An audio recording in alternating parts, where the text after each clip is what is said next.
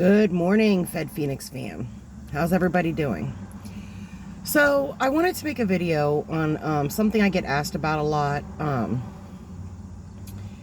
that is not a comfortable topic, but so I have had people ask me a lot about because they assume because you've been in prison, you were housed with chomos, with sex offenders. I was not. While I was incarcerated, there was a rumor that Biden or whoever had passed some new law that allowed these people to come to camps. However, I Googled it, and that's not actually true. That's false. But there are laws in motion or things in policy changes in motion that may one day allow that. I would say the reason why these people don't exist at camps primarily is because being a sex offender, you're a predator. I mean, there's really no way to cut it. And I think generally these are classified as violent crimes, and they're always crimes with victims. And most people at camps are low-level offenders, often non-violent, victimless crimes. Also, the culture at camp is a lot more laid back because of the type of inmates that are housed at camp. Minimum security. Some even community custody. Like before I went to Outerson, years before, the Outerson, the prisons, actually the prison did fire training and had a fire department, and the Outerson Fire Department would participate in the local, Christmas parade in town and that kind of thing. So, because you're minimum security and because, some people are even what's considered community custody, which is even lower, which I was, these people are, when it comes to working with or being in the community, generally the primary concern that any community is going to have about inmates actively working in their community is, are these people sex offenders? Are these people that I need to be worried about my children being exposed to? Or do they pose a threat to the more vulnerable members of our community? And to mitigate that concern, I think is largely why these people are not allowed at camp.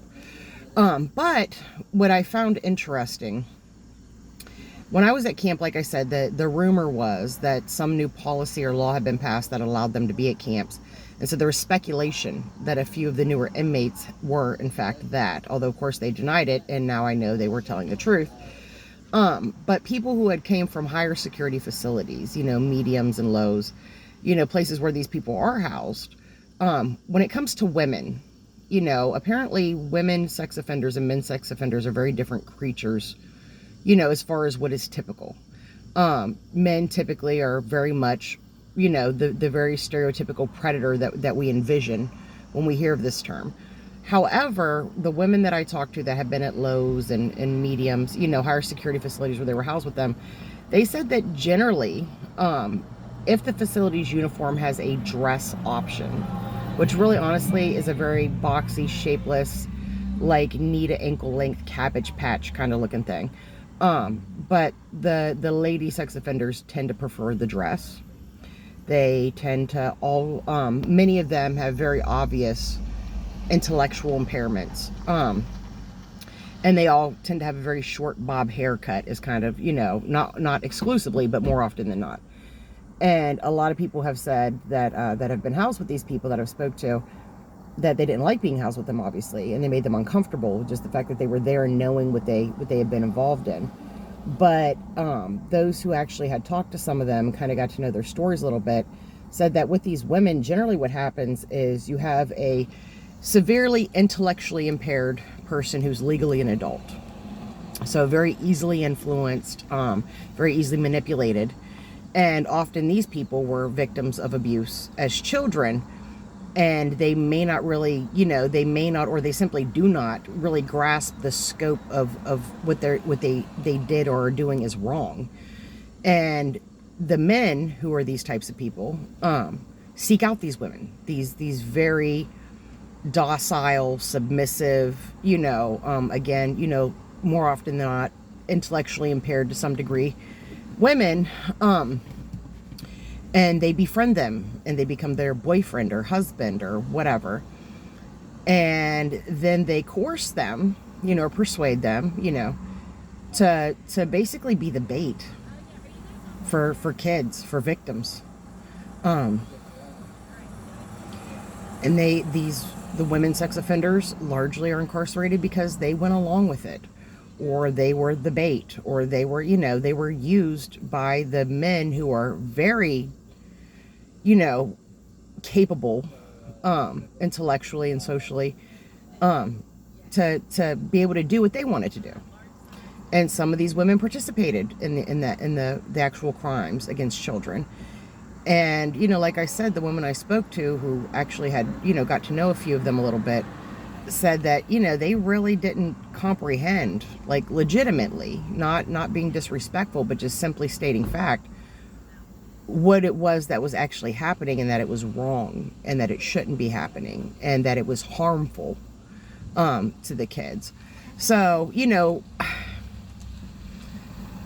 having said that, I don't want to be housed with them. I don't want to live in the same neighborhood or community as them.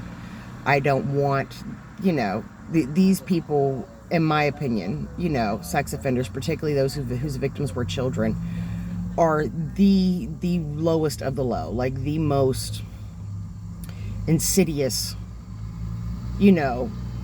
criminals, for lack of a better term, or just people or creatures that exist, in my personal opinion. And, if that offends some people, it is what it is. I'm not going to apologize for speaking my truth. But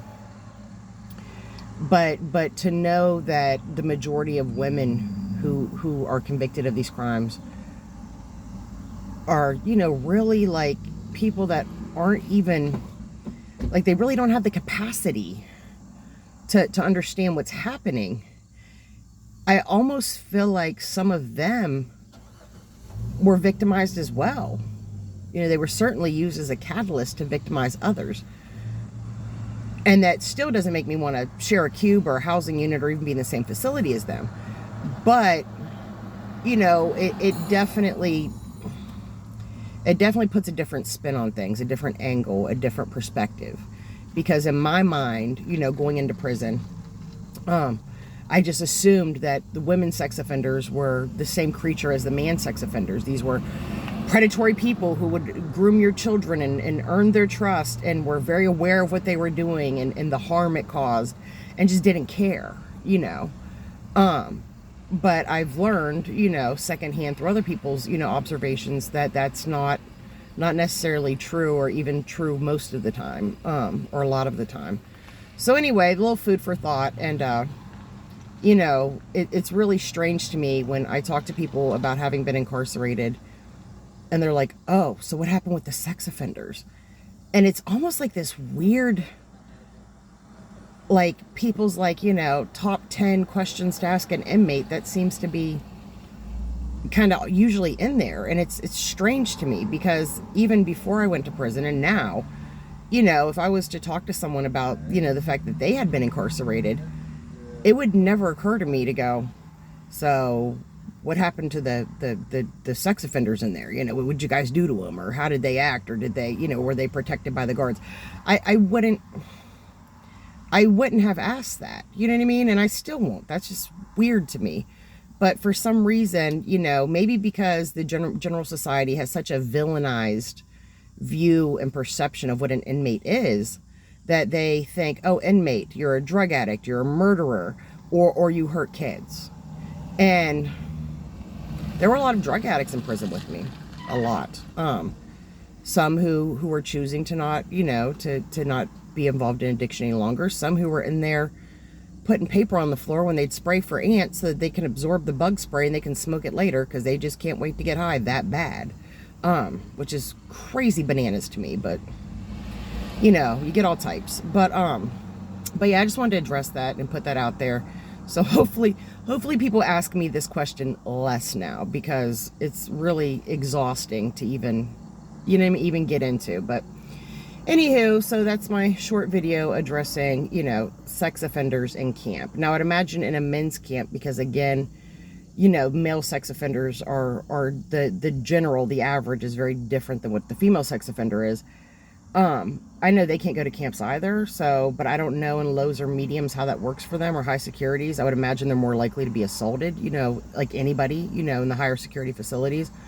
I do know a friend of mine who's a guy that did time in a camp, said the camp he was in, if you even yelled any kind of derogatory slur at them regarding their crime, that you could get in trouble for that, that they were very protected. But I don't think that's true in all facilities. I think that's just in particular facilities. But yeah, so that's the lowdown on sex offenders in camps. So, and a little insight into the whole psyche of the situation.